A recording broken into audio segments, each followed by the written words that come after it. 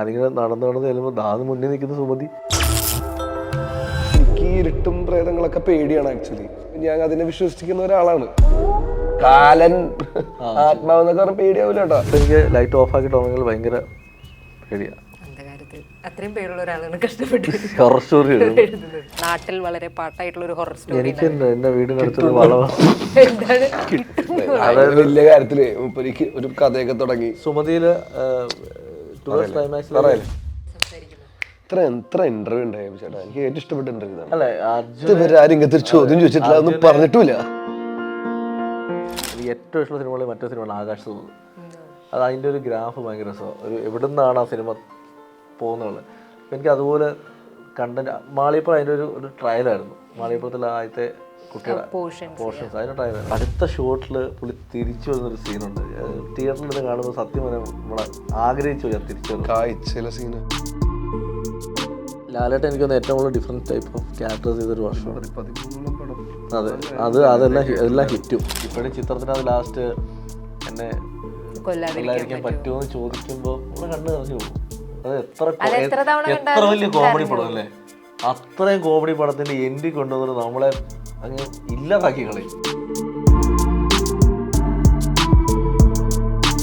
Hi, Sumathi വളവ് ടീമാണ് ഇന്ന് റിപ്പോർട്ടറിനൊപ്പം ചേരുന്നത്. നമ്മുടെ ഇപ്പോൾ അഭിലാഷ് പിള്ളയും അർജുൻ അശോകനും ഉണ്ട്. സ്വാഗതം. Thank you. ഇപ്പോൾ മലയാളത്തിൽ ഇപ്പോൾ തൊട്ടടുത്ത് വന്നതിൽ നമ്മളേറെ രസിപ്പിച്ച ഒരു ഹൊറർ കോമഡി എന്ന് പറയുന്ന ഒരു രോമാഞ്ചമായിരുന്നു. ആ രോമാഞ്ചത്തിൻ്റെ ഷോ സ്റ്റീലറായിരുന്നു അർജുൻ അശോകൻ. ഇപ്പോൾ വീണ്ടും ഒരു അതിനിടയ്ക്ക് ഹൊറർ എന്ന് പറഞ്ഞാൽ ശ്രദ്ധിക്കപ്പെട്ടത് ബ്രഹ്മയുഗമായിരുന്നു വന്നത്. അതിനകത്തും അർജുൻ അശോകൻ ഉണ്ടായിരുന്നു. ഇപ്പോൾ വീണ്ടും ഒരു ഹൊറർ കോമഡി എല്ലാവരും വളരെ പ്രതീക്ഷയോടെ ഏറെ നാളുകളായിട്ട് കാത്തിരിക്കുന്ന ഒരു സിനിമയാണ് സുമതി വളവ്. അതിനകത്തും അർജുൻ അശോകൻ തന്നെയാണ്. അപ്പോൾ അർജുൻ അശോകൻ്റെ ഒരു ഹൊറർ എലമെൻ്റുള്ള പടം എന്ന് പറയുമ്പോൾ പ്രേക്ഷകർക്ക് ഒരു ഇച്ചിരി പ്രതീക്ഷ കൂടുതലുണ്ട്. എന്താണ് പറയാനുള്ളത്? ഇത് ആക്ച്വലി 2019 കേട്ട കഥയാണ്. അന്ന് അപ്പൊ ഇതാണ് ശരിക്കും അർജുൻ അശോകന്റെ ഹൊറർ ട്രാക്കിന്റെ തുടക്കം. ചിലപ്പോൾ ഹൊറർ പടത്തിന്റെ ഇതായിരിക്കേണ്ടതായിരുന്നു. പക്ഷെ അന്ന് ഇതൊരു വലിയ ബഡ്ജറ്റ് പരിപാടിയായിരുന്നു. അപ്പൊ അത് പുൾ ഓഫ് ചെയ്യാനായിട്ടുള്ള ഒരു ബിസിനസ് വൈസ് എനിക്കും ഒരു ഇതുണ്ടായിരുന്നില്ല. പിന്നെ ഇവരും ഒന്ന് സെറ്റിൽ ആവാൻ ഒരു ടൈം. ഫസ്റ്റ് മൂവി ആയിരുന്നു അങ്ങനെ നമ്മുടെ എല്ലാവരെയും വെച്ച് നോക്കുമ്പോൾ ആ ഒരു സമയത്ത്. പിന്നീട് മാളികപ്പുറം ഇറങ്ങി പരിപാടി, ഇവരെ തപ്പി പ്രൊഡ്യൂസേഴ്സ് വരുമ്പോൾ കറക്റ്റ് സുമതി ചെയ്യാൻ പറ്റിയ ഒരു സുമതി വളവ് എന്ന പടത്തിന് കൂടുതൽ ബഡ്ജറ്റ് നമുക്കിട്ട് നല്ല കുറച്ചും കൂടി വൃത്തിയായിട്ട് മൊത്തം കഥ മാറി, സ്റ്റൈല് മാറി, പരിപാടി മാറി, കാലഘട്ടമായി. ശരിക്കും നമ്മൾ കാലഘട്ടം ബാക്കിലേക്ക് പോകുമ്പോൾ ബുദ്ധിമുട്ടാണ്, കോസ്റ്റ് കൂടുതൽ ചെയ്യണം.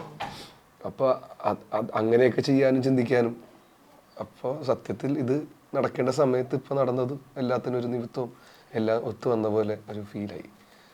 ഇപ്പോൾ 2019 നമ്മൾ ആലോചിക്കുന്ന കഥ എന്ന് പറയുമ്പം എസ്പെഷ്യലി ഇപ്പോഴത്തെ ഒരുപാട് ടെക്നോളജി കാര്യങ്ങളൊക്കെ ഓരോ വർഷവും സിനിമയിൽ വലിയ വലിയ മാറ്റങ്ങൾ വന്നുകൊണ്ടിരിക്കുന്നുണ്ട്. അപ്പം നമ്മൾ ആലോചിച്ച കഥയിൽ നിന്നൊക്കെ പലപ്പോഴും റൈറ്റേഴ്സ് പറഞ്ഞു കേട്ടിട്ടുണ്ട്, 1 വർഷം അല്ലെങ്കിൽ 6 മാസം കഴിയുമ്പോഴേക്കും ചിലപ്പോൾ നമുക്ക് മേ ബി ആ സാമ്യതയുള്ള പല സ്റ്റോറികളും വരും, അല്ലെങ്കിൽ പലരും അത്തരം പ്ലോട്ട് ആലോചിക്കും, അല്ലെങ്കിൽ ടെക്നിക്കലി നമുക്ക് ഒരുപാട് ഡെവലപ്പ് ചെയ്യേണ്ടി വരുന്നൊക്കെ.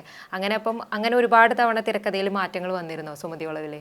2019 പറഞ്ഞൊരു വേർഷൻ അതിൻ്റെ ബേസ് സ്റ്റോറിയിൽ നിന്ന് ഒരുപാട് മാറി ഇപ്പോൾ നമ്മൾ ചെയ്തേക്കുന്ന വേർഷൻ. അതൊരിക്കലും അത് അങ്ങനെ മാറ്റിയതല്ല. പിന്നെ 2019 ഞങ്ങൾ പറയുമ്പം അർജുൻ പറഞ്ഞ പോലെ അന്ന് ഞങ്ങളും പുതിയ ആളുകളാണ്. കമ്പാരിറ്റീവ്ലി അർജുനും അന്ന് പടങ്ങൾ ചെയ്തു തുടങ്ങിയിട്ടുള്ളൂ. അപ്പോൾ ഞങ്ങൾക്ക് പുൾ ഓഫ് ചെയ്യാൻ പറ്റുന്ന ഒരു ബഡ്ജറ്റിനുള്ളിൽ നിൽക്കുന്ന ഒരു കഥ വേണമായിരുന്നു. അപ്പോൾ അതിൽ വളവ് കോമണാണ്. അതേ വളവ് തന്നെയായിരുന്നു. അതേ വളവ് തന്നെ. അപ്പം ബാക്കി അതിൻ്റെ ടെറൈനും കാര്യങ്ങളൊക്കെ ഇത് തന്നെയാണ്. കാലഘട്ടമല്ലായിരുന്നു, പ്രസൻറ്റ് നടക്കുന്ന ഒരു കഥയായിട്ടായിരുന്നു. പിന്നീട് മാളിയപ്പുറത്തിന് ശേഷം ഞങ്ങൾ അടുത്ത പടം ചെയ്യാൻ വരുമ്പോൾ ഞങ്ങളെ ട്രസ്റ്റ് ചെയ്ത് പ്രൊഡ്യൂസേഴ്സ് ഫണ്ട് ചെയ്യാൻ റെഡി ആയപ്പം ഞങ്ങൾ അർജുനോട് നമുക്കത് ചെയ്യാം എന്ന് നമ്മൾ എൻ്റെ കഴിഞ്ഞ ആനന്ദ് ശ്രീവരുടെ ലൊക്കേഷൻ വെച്ചിട്ടാണ് ഞങ്ങൾ പറയുന്നത് നമുക്കെന്നത് ചെയ്യാം. അങ്ങനെ അത് റീറൈറ്റ് ചെയ്യുമ്പോൾ മൊത്തത്തിൽ ഈ പരിപാടി ഒന്ന് മാറ്റി എഴുതി. അത് കാലഘട്ടത്തിലേക്ക് അർജുൻ തന്നെയാണ് ആ സജഷൻ അർജുൻ തന്നെ നമുക്കത് പ്രസൻറ്റ് പിടിക്കാതെ എന്തുകൊണ്ട് നമുക്കത് ഒരു 90s പിടിച്ചുകൊള്ളാന്ന് ചോദിച്ചാൽ അങ്ങനെ ആലോചിച്ചിട്ടാണ് അത് പിന്നെ 90siലേക്ക് പിടിക്കുന്നത്. പിന്നെ ഇതിപ്പം 93-ലാണ് കഥ നടക്കുന്നത്. മണിച്ചിത്ര റിലീസായ കാലഘട്ടത്തിലാണ് ഈ കഥ നടക്കുന്നത്. അപ്പോൾ അതിൻ്റെ നൊസ്റ്റാൾജിയ പടത്തിൽ കൊണ്ട് വെച്ചിട്ടുണ്ട് ഞങ്ങൾ. മണിച്ചിത്താൻ്റെ ലെസൺസ് പല സ്ഥലങ്ങളിലും മ്യൂസിക്കായിട്ട് ഞാൻ തന്നെ സമ്മതിക്കില്ല, പല സ്ഥലങ്ങളും വിട്ടു. അല്ല 93 ഞാൻ ജനിച്ച വർഷമാണ്. അപ്പൊ അതുകൊണ്ട് ഒരുപാട് ഇതിന്റെ ഡയറക്ടർ വിഷ്ണുവിന്റെ ഫാദറിന് നാഷണൽ അവാർഡ് കിട്ടിയ വർഷം, നാരായം റിലീസായ വർഷമാണ്. പിന്നെ മലയാള സിനിമയുടെ ഗോൾഡൻ പീരീഡ് ആയിരുന്നു 93. ഒരുപാട് ഹിറ്റുകൾ. പല കൈൻഡ് ഓഫ് മൂവീസും വന്നൊരു ലാലേട്ടൻ എനിക്ക് ഏറ്റവും കൂടുതൽ ഡിഫറെന്റ് ടൈപ്പ് ഓഫ് ക്യാരക്ടേഴ്സ് ചെയ്തൊരു വർഷം. 13ഓളം പടം. അതെ, അതെല്ലാം ഹിറ്റും. അപ്പൊ അത് നമ്മളെ സിനിമാക്കാരെ സംബന്ധിച്ച്, അല്ലെങ്കിൽ നമ്മള് ചെറുപ്പം മുതൽ സ്വപ്നം കണ്ടുവരുന്ന നമ്മളൊക്കെ സിനിമ ചെയ്യാൻ പ്രേരിപ്പിച്ച ഘടകമാണ് ആ സിനിമകൾ. ലാലേട്ടൻ്റെ ഒക്കെ മണിച്ചിത്രത്താഴ് എന്നെ സംബന്ധിച്ച് എൻ്റെ ഏറ്റവും ഫേവറേറ്റ് പടം മണിച്ചിത്രത്താഴ്. അപ്പം അതിൻ്റെ ഒരു റെഫറൻസ് നമ്മുടെ സിനിമയിലേക്ക് കൊണ്ടുവരാൻ പറ്റിയതൊക്കെ ഒരു വലിയ ഭാഗ്യമായി കാണുന്നു. പിന്നെ ഈ പറയുന്നത് എനിക്ക് ഏറ്റവും ഫേവറേറ്റ് ആണ് നാഗവല്ലി നമുക്കെല്ലാവർക്കും. അപ്പോൾ നാഗവല്ലി പോലെ ഒരു ടൈറ്റിൽ ക്യാരക്ടറിന് അല്ലെങ്കിൽ അങ്ങനെ ഒരു ടൈറ്റിൽ കൊണ്ടുവരണം എന്ന് ഭയങ്കര ആഗ്രഹം തോന്നി. അപ്പോൾ അങ്ങനെ സുമതി വളവിലേക്ക് എത്തുന്നത്. പിന്നെ അത് റിയൽ എല്ലാവർക്കും അറിയാവുന്നൊരു സ്ഥലമാണല്ലോ. അപ്പോൾ അർജുനന് നേരത്തെ അറിയാമായിരുന്നു ഈ സുമതി വളവും അതിന്റെ സംഭവങ്ങളെയൊക്കെ പറ്റിയിട്ട്, അതോ അഭിലാഷ് സുമതി വളവിനകം നമ്മൾ മറ്റേ സൂര്യ ടി.വി. ഒരു പരിപാടി ഉണ്ടല്ലോ, സ്പെഷ്യൽ ആയിട്ടുള്ള സ്ഥലങ്ങൾ കാണിക്കുക, അതിനെപ്പറ്റി എലാബറേറ്റ് സ്ക്രിപ്റ്റഡ് ആയിട്ട് പറഞ്ഞ് പേടിപ്പിക്കുന്ന രീതിയിൽ അതിൽ കണ്ടിട്ടുണ്ട്. അപ്പൊ എനിക്ക് ഇരുട്ടും പ്രേതങ്ങളൊക്കെ പേടിയാണ് ആക്ച്വലി. എനിക്ക് ചെറിയ ഭയവും, ഞാൻ അതിനെ വിശ്വസിക്കുന്ന ഒരാളാണ്. അപ്പൊ എനിക്ക് ഭയങ്കര പക്ഷെ എനിക്ക് ഏറ്റവും ഇഷ്ടം കാണാൻ ഹൊറർ പടങ്ങളാണ്. എല്ലാ പടങ്ങളും കാണും, പക്ഷെ ഹൊറർ കാണുമ്പോ ഒരു സ്പെഷ്യൽ ടൈപ്പ് ഓഫ് ഒരു സുഖമാണ് പരിപാടി. ഹൊറർ പടം കാണാന്നുള്ളൊരു അങ്ങനെയല്ല, ഫാമിലി കസിൻസ് ഫ്രണ്ട്സ് എല്ലാരും കൂടി നൈറ്റ് 3 മണിക്കൊക്കെ ചിലപ്പോ നമ്മൾ ഹൊറർ പടമൊക്കെ ഇടും. എല്ലാരും ഉണ്ടാവണോ ഒറ്റക്കൊന്നും അത്രയും ധൈര്യമൊന്നും എനിക്കില്ല. അപ്പൊ അത് നമ്മളെ വീക്കെൻഡ് ചെയ്യുന്ന ഒരു പരിപാടിയാണ്. എല്ലാരും കൂടി കൂടുമ്പോ ഗ്യാദർ ചെയ്യുമ്പോ രാത്രി 3:30 12 മണിക്ക് കാണാൻ തീരുമാനിക്കും. പടം തപ്പി വരുമ്പോ ഒരു 3-3:30 ആവും. അപ്പൊ അങ്ങനെ പരിപാടികളൊക്കെ എനിക്ക് ഇഷ്ടമാണ്. അപ്പൊ കേട്ടിട്ടുണ്ട്. പിന്നീട് എനിക്ക് ആ കേട്ട സമയങ്ങൾ അടുപ്പിച്ചാണ് എൻ്റെ അടുത്ത് ഈ കഥ ഒന്നും പറയണത് അന്ന് 2019. അപ്പൊ ഞാൻ പറഞ്ഞത് അനിയടൊക്കെ ഉണ്ടായിരുന്നു അതിനെപ്പറ്റി. പിന്നെ ഞാൻ യൂട്യൂബ് അടിച്ചൊക്കെ നോക്കിയത് എന്താന്നൊക്കെ അറിയാനായിട്ട്, സത്യസന്ധമായിട്ടുള്ള കാര്യമാണോ. അപ്പൊ അന്ന് നോക്കി. പിന്നീട് തിരിച്ച് ആനന്ദ് ശ്രീവാല എത്തിയപ്പോഴാണ് ഈ പടം പിന്നെയും ഓണായത്. ലൊക്കേഷനില് ഇരുന്നിട്ട് ഹൊറർ പടം കണ്ടോണ്ടിരിക്കും. ഞങ്ങളെല്ലാരും ബാലിച്ചേട്ട ഐഡിയാണത്. ബാലിച്ചേട്ട പരിപാടിയാണ് ഇടക്ക് ലൈറ്റ് ഒക്കെ ഓഫ് ചെയ്തിട്ട് ഹൊറർ പടം. ഭാവിയിൽ കുറെ ഐഡിയ ഉണ്ട്. ഞങ്ങള് ഒന്നിനെ സുമതികളിൽ പോയപ്പോ ബ്ലൂടൂത്ത് കണക്ട് ചെയ്ത് ബ്ലൂടൂത്ത് സ്പീക്കർ കൊണ്ടത് കുറ്റിക്കാട്ടി ഇട്ടിട്ട് അതെന്താ സാധനം സെറ്റാക്കി റേഞ്ച് ഇല്ല. അപ്പൊ ഞങ്ങൾ പിന്നെ തിരിച്ചു നടന്നിട്ട് റേഞ്ച് ഏറ്റവും ബെസ്റ്റ് നല്ല പേടിപ്പിക്കുന്ന സൗണ്ട് ഒക്കെ നോക്കിയിട്ട് ട്രാക്ക് ചെയ്ത് ഡൗൺലോഡ് ചെയ്ത് സെറ്റ് ആക്കിയിട്ട് ഒരു കരച്ചിലാണ്, ഭയങ്കര സ്കെയറി ആയിട്ടുള്ള ഒരു കരച്ചിലാണ്. അപ്പൊ ഇവര് നടത്തി വിട്ട്, അപ്പൊ നമ്മളെ കൊണ്ടുപോയി വെക്കുന്ന കാണാൻ വെച്ചിട്ട് ബാലിച്ചിട്ട് സൈഡിലേക്ക് എറിഞ്ഞിട്ട് തിരിച്ച് നടന്നു. അതിന്റെ വഴിക്ക് സാധനം പ്ലേ ചെയ്ത് എല്ലാരും പേടിച്ച് സ്കാറ്റേർഡായി ഒരുമിച്ച് ഒരുമിച്ചൊക്കെ വന്ന് പേടിച്ച് പോകണം. പിന്നെ വലിച്ചേട്ടൻ പറഞ്ഞ് ഞാനാണെന്ന് പറഞ്ഞാൽ ഞങ്ങൾ നടന്നുപോയി. പക്ഷെ കോമഡി എന്താ വെച്ചാൽ സ്പീക്കർ തപ്പി എടുക്കാനായിട്ട് ഞാൻ കൊണ്ടുപോകണം. ഞാനില്ല, ബാലിച്ചേട്ടൻ പോകണം എടുത്തിട്ട് പറഞ്ഞിട്ട് ബാലിച്ചേട്ടൻ. അതാണ് ഏറ്റവും വലിയ പേടി, എടുക്കുക എന്നുള്ളത്. അല്ല, ഇപ്പം ഈ കരച്ചിലിന്റെ ശബ്ദം അതൊക്കെ പറഞ്ഞോണ്ട് ഇപ്പൊ നമ്മൾ പലപ്പോഴും ഹൊറർ പടങ്ങൾ ആൾക്കാർക്ക് ഏറ്റവും കൂടുതൽ ഫീൽ തരുന്നത് അതിൻ്റെ ഒരു സ്കോറിങ്, സൗണ്ട് എങ്ങനെയെന്നുള്ള സൗണ്ട് ഡിസൈനുമാണ് അതിൻ്റെ പേടി. ഈവൻ ഇപ്പം ഈ അടുത്തൊക്കെ കുറേ റീൽസ് വരുമല്ലോ, ഈവൻ പ്രേമലുവിനൊക്കെ ട്രാക്ക് മാറ്റിയിട്ട് ഒറ്റ ട്രാക്ക് മാറ്റുന്നതുകൊണ്ട് അതൊരു ഭയങ്കര പേടിപ്പിക്കുന്ന പടമായിട്ടുള്ള. അപ്പൊ ഈ സുമതി വളവിന്റെ കാര്യത്തിലും ഒബ്വിയസ്ലി ഇപ്പൊ നമ്മൾ ട്രെയിലർ കാണുന്ന സമയത്തൊക്കെ അതിൽ ശബ്ദത്തിന് ഭയങ്കര പ്രാധാന്യമുണ്ട്. അപ്പം റൈറ്റർ എന്നുള്ള രീതിയിൽ നിങ്ങൾ സ്ക്രിപ്റ്റ് ചെയ്യണ സമയത്ത് തന്നെ അങ്ങനത്തെ എസ്പെഷ്യലി ഹൊറർ മൂവി ആയതുകൊണ്ട് അതിന്റെ ഒരു സൗണ്ട് ഡിസൈൻ ട്രാക്കിനെ പറ്റിയൊക്കെ ഭയങ്കരമായിട്ട് ആലോചിക്കുമോ? അതായത് പല സീൻസിൽ നമ്മൾ എഴുതുമ്പോൾ തന്നെ ഇതിന്റെ ഒരു സൗണ്ടിങ് നമ്മൾ എഴുതി പോകും. എന്റെ എല്ലാ സ്ക്രിപ്റ്റിലും ഞാൻ ചെയ്യുന്ന ആളാണ്. മ്യൂസിക്കിന് ഭയങ്കര ഇമ്പോർട്ടൻസ് കൊടുത്തുകൊണ്ട് ഞാൻ സ്ക്രിപ്റ്റിൽ എഴുതാറുള്ളത്. അത് ഞാനും ഇതിൻ്റെ മ്യൂസിക് ഡയറക്ടർ രഞ്ജനും ഞങ്ങൾ ഒരുമിച്ചുള്ള 6ാമത്തെ സിനിമ ഇത്. ഈ 6 സിനിമകൾ ഞങ്ങൾ ചെയ്യുമ്പോൾ ആ ഒരു ബോണ്ടിങ് ഉണ്ട്.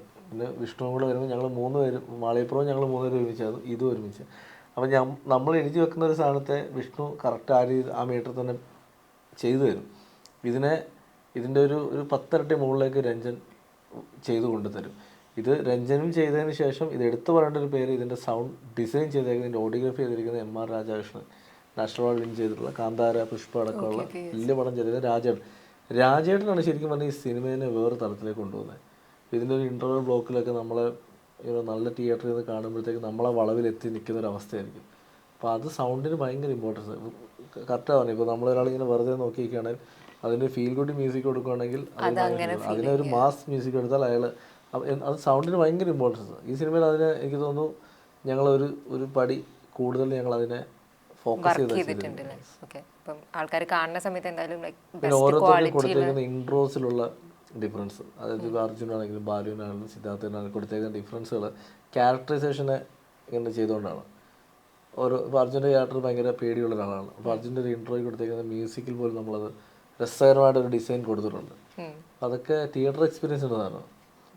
ഒരു ക്വാളിറ്റി ഉള്ള ഒരു പക്ക തിയേറ്ററിൽ തന്നെ പോയി കണ്ട് അങ്ങനത്തെ ഒരു പിന്നെ എടുത്തു പറയേണ്ട ഓഡിയോഗ്രഫി പോലെ എടുത്തുകൊണ്ട് ഇതിൻ്റെ വിഷ്വൽ ക്വാളിറ്റി, ഇതിൻ്റെ ക്യാമറ ചെയ്തിരിക്കുന്നത് രാക്ഷസൻ എന്ന് പറയുന്നത് നമുക്കൊക്കെ അറിയാവുന്ന ഏറ്റവും തമിഴിലെ ബെസ്റ്റ് അതിൻ്റെ ക്യാമറമാനാണ് PV ശങ്കർ. ശങ്കറിൻ്റെ ഒരു വർക്ക് എടുത്തു പറയണം സിനിമയിൽ. അതൊരു 90s കാലഘട്ടം കൊണ്ടുവരുന്നതും അതിനെ ഒരു ത്രില്ലർ മോഡിൽ പല സീക്വൻസും പിടിച്ചതും ഒക്കെ ഭാരമായ ക്യാമറ വർക്കാണ്. ഓക്കെ, ഇപ്പോൾ നമ്മൾ ഈ പേടി അഭിനയിക്കുക എന്ന് പറയുന്നതിന് ഒരു പലതരം ഡിഗ്രികൾ ഉണ്ടായിരിക്കുമല്ലോ. ഇപ്പോൾ നമ്മളൊരു റിയൽ ഒരു ഇൻസിഡൻറ്റ് നടക്കുമ്പോൾ നമ്മൾ അഭിനയിക്കുന്ന ഒരു പേടിയും, എന്നാൽ നമ്മളൊരു എന്താ പറയുക സൂപ്പർ നാച്ചുറൽ സാധനത്തിനെ കണ്ടിട്ടുണ്ടാവുന്ന പേടി, അതിലൊരു മീറ്റർ ഭയങ്കര ഡിഫറൻസ് ഉണ്ടായിരിക്കും. എന്നാൽ ഒരു എന്താ പറയുക ഭയങ്കര ഓവറായി പോകാനും പാടില്ല എന്നുള്ളതുണ്ടല്ലോ. അപ്പോൾ ഈ പേടി അഭിനയിക്കുക എന്ന് പറയുന്ന പരിപാടി അതെങ്ങനെയാണ്, അതിൻ്റെ ഒരു എങ്ങനെയായാലും വല്ല മെത്തേഡൊക്കെ ഉണ്ടോ? എനിക്ക് ആക്ച്വലി ചിന്തിച്ചിട്ടുണ്ടായില്ല. എനിക്ക് ബ്രഹ്മയുഗത്തിലാണ് ഞാൻ ജീവിതത്തിൽ ഏറ്റവും കൂടുതൽ പേടി അഭിനയിച്ചേക്കണെന്ന് വിചാരിച്ചിരിക്കണായിരുന്നു. അപ്പം അതിനുശേഷം ഈ ചുമതി വളവ് എത്തിയ ഒരു സീക്വൻസിലുണ്ട്, ഇന്റർവെൽ ഒരു പാർട്ടുണ്ട്, ഒരു 14 മിനിറ്റോളം ഒരു പരിപാടിയുണ്ട്. ആ പരിപാടി സിംഗിൾ ഷോട്ട് ഒന്നല്ല, പക്ഷെ നമ്മുടെ എക്സ്ട്രീം പേടിയിലേക്ക് പോകണാണ്. അപ്പോൾ ഞാൻ ആലോചിക്കുന്നത് സുന്ദി മറ്റേ ബ്രഹ്മയുഗം അടിക്കാനും പാടില്ല, പേടിക്കുകയും ചെയ്യണം, എന്താ ചെയ്യേണ്ട സൂപ്പർ പറയാൻ പറ്റില്ല. അപ്പൊ ഞാനിങ്ങനെ ഞാൻ പിന്നെ കണ്ണും പൂട്ടി എൻ്റെ പുണ്യദേഹം വന്ന് കാത്തോളം ഒരു രീതിക്ക് എന്തൊക്കെയോ ചെയ്തു. അത് പിന്നെ പുള്ളിക്ക് വർക്കായി.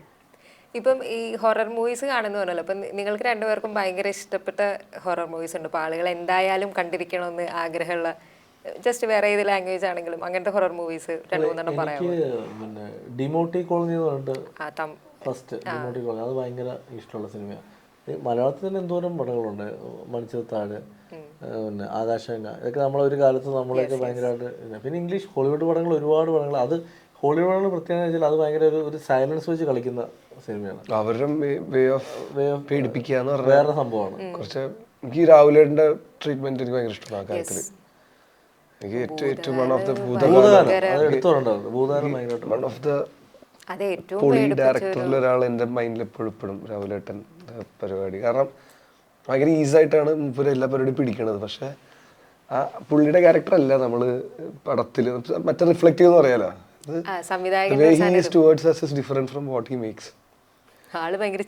മറ്റേത് വേറെ പരിപാടിയാണ്. അത് കുറച്ച് ടെറിഫിക്. എനിക്കത് ഭയങ്കര ഇഷ്ടമുള്ള, എനിക്ക് ഇനിയും വർക്ക് ചെയ്യാൻ ആഗ്രഹമുള്ള ഒരു ഡയറക്ടേഴ്സിന്റെ കൂടെ. ഭൂതകാലവും ബ്രഹ്മയുഗവും രണ്ടും നമ്മളെ ഭയങ്കരമായിട്ട്. എനിക്ക് ഭൂതകാലം മറ്റേ എനിക്ക് എന്നെ ഹോണ്ട് ചെയ്ത ഏറ്റവും കൂടുതൽ എടുത്ത് കണ്ട പടം മറ്റേ അനബെലിന്റെ മറ്റേ മേക്കിംഗ്, അതിന്റെ അതെങ്ങനെ ഉണ്ടായി എന്നുള്ളൊരു പരിപാടി ഉണ്ട്. ഈ ഇടക്ക കണ്ടത് ഇത്ര ഞാൻ മേടിച്ചിട്ടില്ല കേട്ടോ, സത്യം പണി പാളിപ്പോയി. ഇപ്പൊ ഈ ഹൊറർ കോമഡീസിന്റെ സാധനം മലയാള സിനിമയുടെ ഒക്കെ പറയുന്ന സമയത്ത് നമുക്ക് പണ്ടത്തെ കുറച്ച് പടങ്ങളുണ്ടല്ലോ. ഇപ്പം ഹൊറർ എന്ന് പറഞ്ഞാൽ അങ്ങനെ പേടിപ്പിക്കും. ഇപ്പൊ പപ്പൻ, പ്രിയപ്പെട്ട പപ്പൻ, അതിലാണ് അച്ഛൻ ആദ്യമായിട്ട് അഭിനയിക്കണേ. എന്റെ അച്ഛന്റെ ഹൊറർ എന്നാലും ഉണ്ട്. ആത്മാവെന്നൊക്കെ പറഞ്ഞ പേടിയാവൂല കേട്ടോ. സൂപ്പർ നാച്ചുറൽ എലമെന്റ്സിന്റെ ഒരു സ്കോർ ഉണ്ടല്ലോ, അതിന്റെ സ്കോറൊക്കെ ഉണ്ട്. പിന്നെ സാക്ഷാൽ ശ്രീമാൻ ചന്ദ്രനി, പിന്നെ ആയുഷ്കാലത്തിലെ ആ ഒരു കോൺസെപ്റ്റ് ഒക്കെ രസമാണല്ലോ, ഒരു ഇമോഷണൽ ട്രാക്ക് ഒക്കെ വരുന്നത്. അപ്പം ലൈക്ക് നിങ്ങളിപ്പോൾ ഇങ്ങനത്തെ ഒരു പടവും ഒരു 90s സംഗതി, ഐ മീൻ മൂവിന്റെ പീരീഡ്സ് ഒക്കെ വരുമ്പോഴേ, ഇപ്പം എന്താ പറയാ, നിങ്ങൾ ആ പടങ്ങളൊക്കെ ഈ സിനിമയ്ക്ക് മുമ്പ് എപ്പോഴെങ്കിലും റീവിസിറ്റ് ചെയ്യുക, അല്ലെങ്കിൽ നിങ്ങളുടെ ഒരു സിനിമയുടെ ഗാങ്ങിന്റെ ഇടയിൽ സംസാരിക്കുമോ? വീണ്ടും നമ്മൾ ഒരുപാട് കണ്ടിട്ടുള്ള സിനിമകൾ തന്നെയാണ്. ഞാൻ വീണ്ടും കണ്ട സിനിമകളിൽ ഒരു സിനിമ ഗോഡ് ഫാദർ.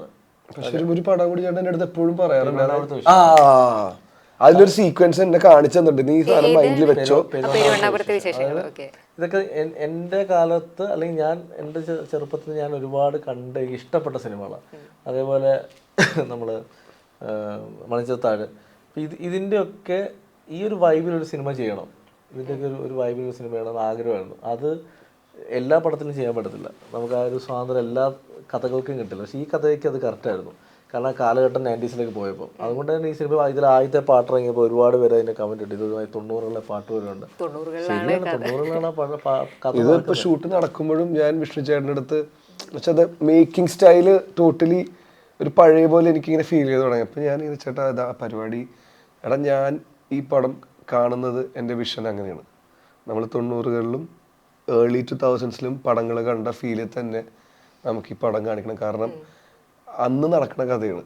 അപ്പം എൻ്റെ ഒരു ആഗ്രഹമാണ് അന്നത്തെ സ്റ്റൈൽ ഇപ്പം ഇല്ല, ആ സ്റ്റൈലിലേക്ക് പുതിയ ടെക്നോളജിയിൽ എനിക്കിത് ചെയ്താൽ കൊള്ളാം എന്നുള്ളൊരു വിഷനിൽ ഞാൻ ചെയ്യുന്ന പരിപാടിയാണ്.